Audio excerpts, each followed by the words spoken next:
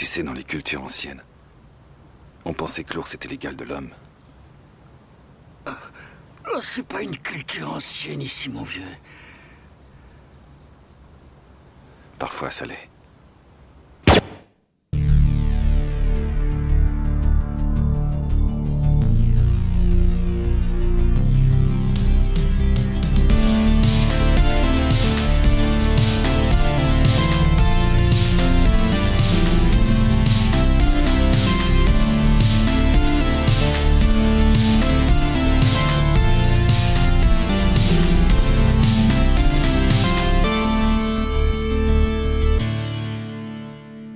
Mélanger les cultures du hip-hop et du rap avec la culture du Japon et des samouraïs paraît une idée très étrange sur le papier. Pourtant, le réalisateur Jim Jarmusch propose cette idée avec Ghost Dog, la voix du samouraï. Le film nous raconte l'histoire américain de la mafia. Malheureusement, il se retrouve pris pour cible par cette dite mafia. Pour en parler ce soir, il peut s'apparenter à une chèvre, mais qui ne vous rendra pas chèvre. Bonsoir Tarantino. Bonsoir. Tu peux nous dire. Sa thérapie est finie, il va beaucoup mieux. Il croque la vie, les cookies et les plans audacieux. Entre deux films chelous, il savoure chaque bouchée. L'écran comme les douceurs, il sait les apprécier. Bonsoir Cookie. Bonsoir. J'adore comment c'est très timide, c'est super mignon. Oui.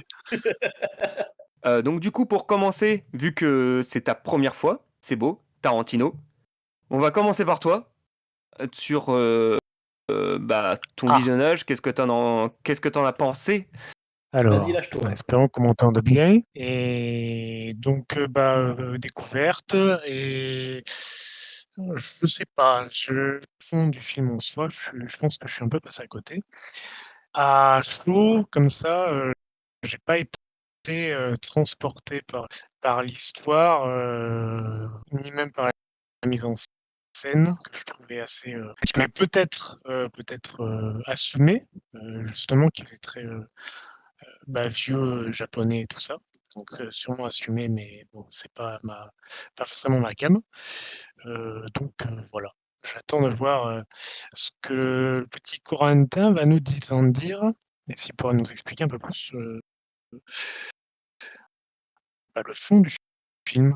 Voilà. T'as pas été pris par le film, du coup. C'est au final, Pas vraiment été ton pris. avis, il est un petit peu, ouais, c'est ça. Ton avis, il est un peu plat dans le sens où, tu sais pas tellement et tu l'as pas aimé au final, du coup. Je dirais pas que j'ai détesté parce qu'il y a des trucs que j'ai pas aimé, mais c'est que j'ai pas été pris, quoi. Ça m'a pas inspiré. Ça serait une note, Ok. plate, quoi. Mais comme je dis, Ok. je suis peut-être passé à côté d'un truc, tu vois. Puis c'est surtout qu'en plus, c'est que ça met du temps à démarrer. Pendant les 10 premières minutes du film, c'est juste lui en voiture avec de la musique et il se passe pas grand-chose, quoi. Et je dirais même les 40 premières minutes, hein, le personnage principal, j'ai oublié Ghost Dog, pardon, euh, il prononce une première ligne de dialogue qu'au bout de 40 minutes. Donc ouais, Tarantino, tu n'as pas été séduit par le choix de notre illustre Coco qui n'est pas présent après nous avoir imposé ce film.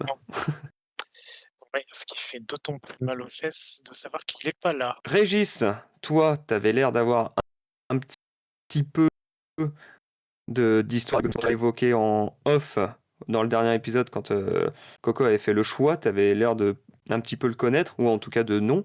Du coup, raconte-nous ton point de vue sur ce dit film. En fait, moi, ça fait un moment que je voulais le voir, je l'avais pas vu. Mais en fait, et puis donc quand je l'ai vu, à la fin, finalement, je suis un peu comme Tarantino. Je sais pas quoi en penser, quoi. J'ai pas aimé, j'ai pas détesté. Mais ouais, je trouve que la réalisation, elle est classique. Le casting, après, il est bon. Forrest est très bon.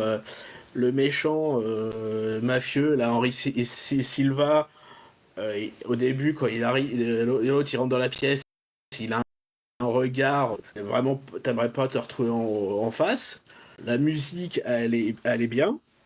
Ouais, par contre, les images superposées, quand tu le vois, tu sais, s'entraîner, j'ai pas trouvé ça, pas ça top. Le truc pareil, sur la voie du samouraï, je m'attendais à peut-être un peu plus de trucs de samouraï, tu vois.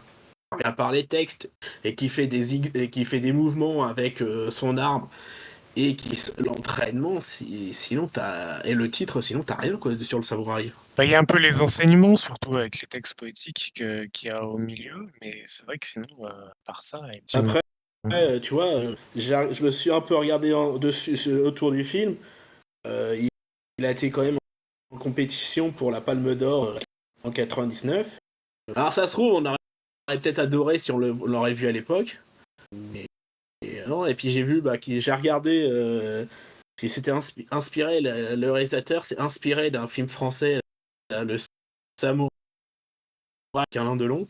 Donc j'ai regardé comment ça s'appelle, le film pour pouvoir comparer après avec les deux quoi. Et du coup, le film Delon est mieux que Ghost Dog? Ou est-ce que c'est similaire en termes de scénario? C'est similaire. Là, c'est plus il tue et c'est plus une enquête policière, toi. Pareil, il va se venger, il va tuer ceux qui ont voulu le tuer, mais t'as quand même les flics qui sont là, qui mènent une enquête. Pareil, avec Delon, la police appose un micro. Bah écoute, même Gilbert Montagnier le verra le micro. Donc ça m'a fait ça. Et la fin du film, les deux déchargent leurs armes pour se faire tuer.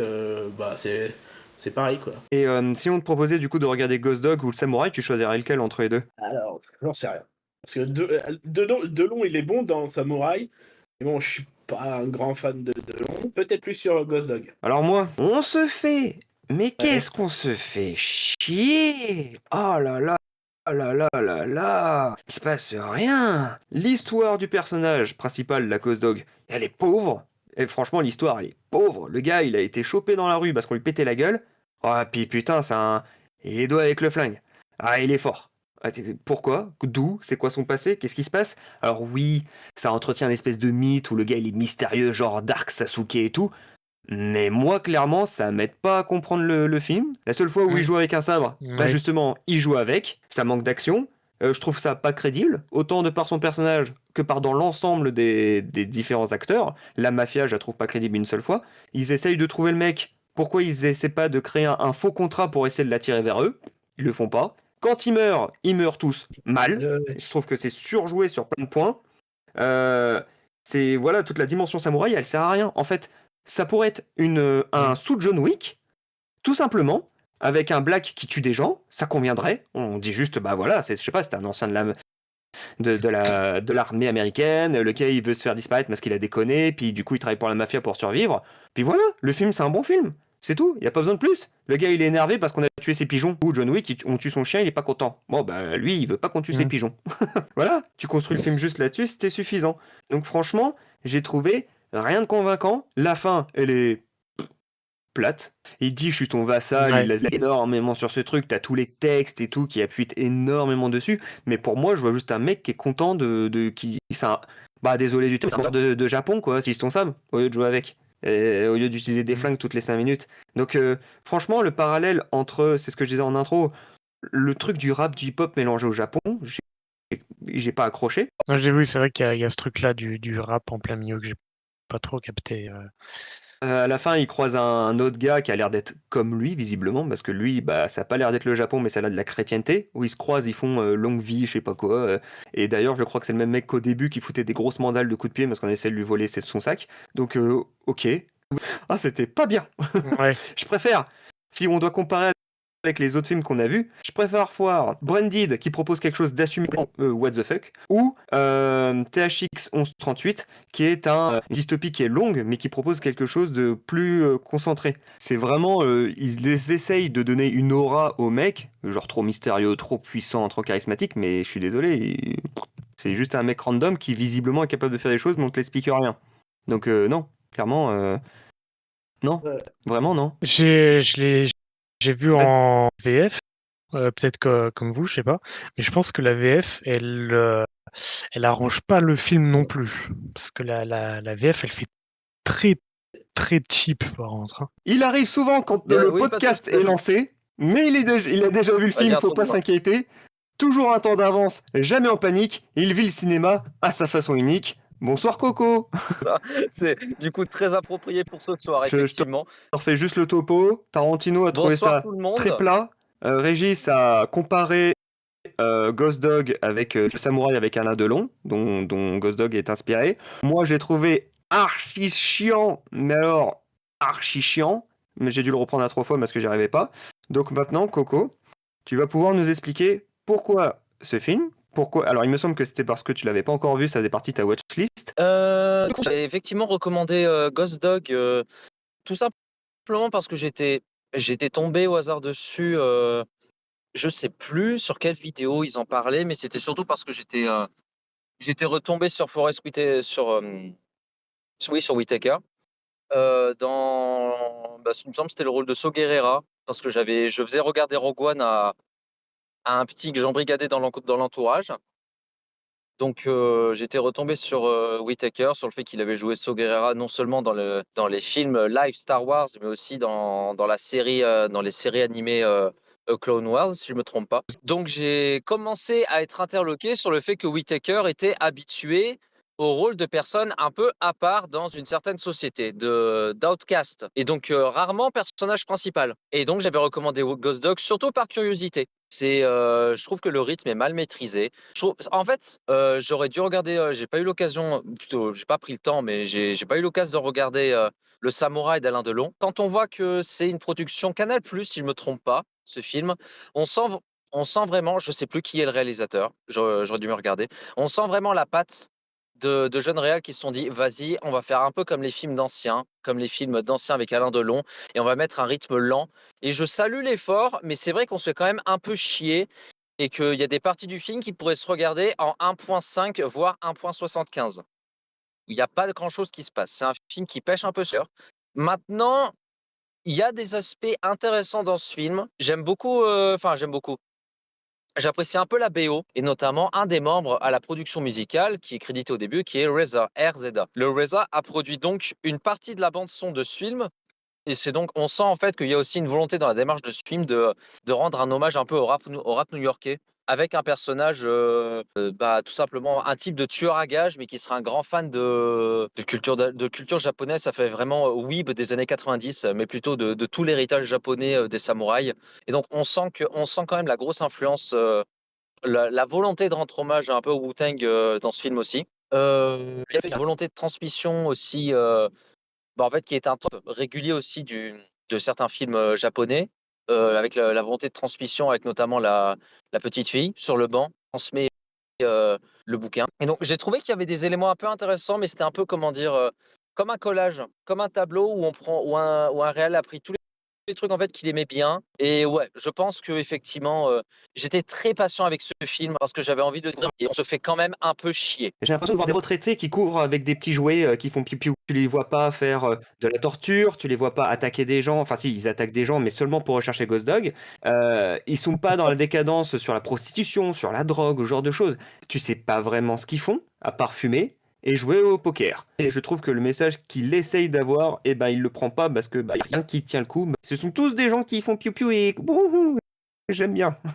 Franchement, je vois ce que tu veux dire. Je vois les qualités que tu veux lui apporter, mais malheureusement, le film ne les atteint pas. Donc, c'est ce que je disais avant que tu arrives, c'est qu'en fait, Ghost Dog, ça aurait pu être un sous John Wick. Le gars, tu enlèves toute la dimension samouraï, c'est un mec qui sait utiliser des flingues, qui sait se battre, il est mystérieux, et là, ça fonctionne. Parce qu'il faut pas tuer les pigeons. Bref, j'ai pas trouvé le message que tu as pu avoir, parce que le film ne les atteint pas. Après, je vais rebondir sur un truc, mais pour le coup, ouais, c'est vrai que c'est grave entendable.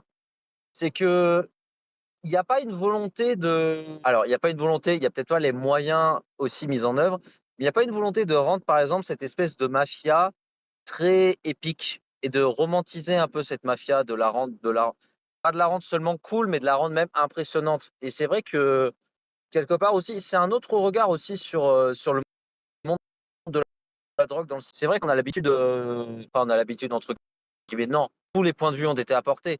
Mais et si on prend l'exemple, par exemple, des Affranchis ou de Scarface, même si c'est deux aspects assez différents, finalement, il y a quand même un moment où il y a une certaine démonstration de force et on laisse pas dans le ridicule. Alors que là, justement, il y a aussi la volonté de montrer un peu l'aspect un peu pathétique de ce trafic de drogue où, en fait, c'est des. Bon, c'est vrai que bon, avec le jeu d'acteur, ça ressemble vraiment à des retraités qui réalisent un fantasme à la maison de retraite de tenir une mafia ritale. au bout d'un moment, envoie-moi mon canard colvert en fait chez moi, en fait, c'est vachement plus drôle. Et c'est pas des gens charismatiques, c'est des gens qui ont un côté entre guillemets très humain dans le sens où ils sont quasiment tout aussi paumés que le personnage principal. C'est juste que le personnage principal, il assume son côté décalé. Donc après, je comprends tout à fait que du coup, si le personnage principal, il est décalé et s'il y a aucun aspect épique à cette histoire, je comprends qu'on finisse par décrocher. Mais bon, j'ai une micro-affection pour ce film, mais vraiment, je pense que je manque d'objectivité, donc je comprends tout à fait les critiques émises. Reprendre le point de Tarantino, que du coup, toi, Tarantino, tu disais qu'il était. Enfin, que du coup, que c'était plat. Enfin, c'est moi qui ai défini le truc, mais c'était à peu près le pressenti. Maintenant que tu vois le point de vue de tout ça, est-ce que tu revois les messages? Parce que c'est ce que tu disais que tu n'avais pas. S'il y avait un message, tu l'avais pas vu. Du coup, maintenant que tu vois les points de vue de chacun, est-ce que toi, tu le vois le message ou pas du tout? Il faudrait que je réécoute le podcast à plat et peut-être sans les coupures qu'il y a eu avec l'intervention de Corentin, mais j'avoue que tout de suite, c'est pas encore très clair, mais j'entends qu'il y a, il y a toute une démarche derrière. Voilà. Mais il faudrait peut-être que je le revoie ou qu'on en reparle un peu plus à plat. Et toi, Régis, du coup, maintenant que tu as le point de vue un peu de Coco, du coup, sur tout ça, qu'est-ce que t'en penses? Toujours pareil, c'est voilà. Moi, la mafia, ça m'a fait penser à la mafia, on dire la vieille la mafia de l'hospice, quoi. C'est des vieux complètement cons, c'est nul. Moi, si je dois citer un exemple, parce que du coup, Coco a cité deux films assez importants dans le style mafia, un film qui met un peu la mafia à contre-courant et qui rajoute de la comédie, mais pour autant qui garde cet aspect puissant, c'est Malavita de Luc Besson. Certains aiment, d'autres détestent. Et pour autant, on suit une famille, du coup, issue de la mafia, qui vient se cacher en Normandie. Et oui, Ah, chez nous, là, chez les deux vieux. Ah, le placement de région, là. Ouais, c'est vraiment nickel.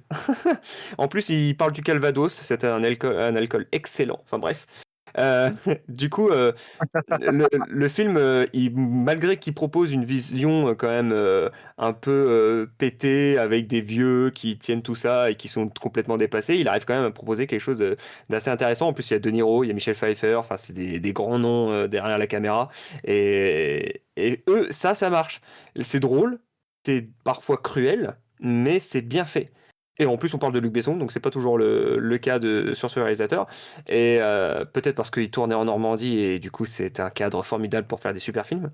Et du coup bah ça marche bien dans Ghost Dog malheureusement, même si effectivement il y a peut-être une démarche pour pousser la mafia dans un ridicule qui peut-être doit pousser Ghost Dog dans un certain charisme. Bah c'est trop plat pour que ça marche. Malheureusement dans l'ensemble général c'est beaucoup trop plat. Je crois que pour l'ensemble, enfin en tout cas nous trois, c'est un dommage raté. Mais c'est pas grave, c'était intéressant. Il faut pas tuer les pigeons. C'est la morale du film, ne tuez pas les pigeons. Pour que le film soit bien, il faudrait que tu enlèves tout le mythe qu'ils ont voulu mettre du samouraï. Et ça passe pour un film classique. Non mais c'est ça. Donc non c'est dommage. Mais bon, après moi je suis pas un grand fan de Whittaker aussi. Je pense que quand j'ai regardé un petit peu les critiques ou les anecdotes autour du film, déjà il faut savoir que le film il est noté il me semble 7,5 sur 10 sur Sens Critique. ah oui, Qui est énorme, c'est pas mal. 7,5 sur 10. Voilà.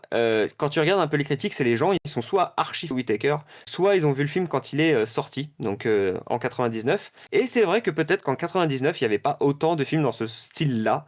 Maintenant, il y a beaucoup de films style vengeance, style crime, style destruction de la mafia qui existent. Moi, Ghost Dog, il m'a fait clairement penser à John Wick. Donc effectivement, il fait pas le figure avec les films qui peuvent sortir aujourd'hui. Mais à l'époque, visiblement, comme disait Régis, c'était même au Festival de Cannes, ça a plu à un certain public. L'affection que j'ai pour ce film, après, bon, c'est pas un film que je reverrai tout. Parce en fait, il a un rythme très lent et mal maîtrisé. Ma petite affection pour ce film, c'est je crois pas qu'il se veuille comme un film de mafia ou de vengeance. Il se veut vraiment comme un espèce de, un peu, non seulement un peu un hommage au film de samouraï, mais un peu un hommage notamment un hommage en fait un peu un hommage au Wu-Tang Clan sur certaines scènes, sur la production musicale. Il y a certains plans quand même où on sent que ce film c'est beaucoup plus de la contemplation que de l'action. Alors le souci c'est que quand on fait un film avec des mafieux et qui ont des pistolets, ça serait bien qu'il y ait un peu plus d'action que de contemplation. Mais je trouve qu'il y a certains passages, le début du film, la circulation dans la ville, c'était interminable. Et non, j'ai une petite affection pour ce film. C'est un peu comme pas mal de bons ingrédients, je trouve. Après, je comprends qu'on se fasse chier devant parce que je me suis fait chier devant. Mais je comprends que ce film, il laisse un peu sur la fin, mais j'ai une petite affection pour ce film quand même. Parce que je pense qu'effectivement, si on veut regarder un John Wick, on regarde un John Wick. Si on veut regarder un film de vengeance ou même un film de mafia, je pense qu'il y a d'autres films mieux. Le premier podcast, c'était Régis qui avait fermé un peu qui avait dit le dernier mot.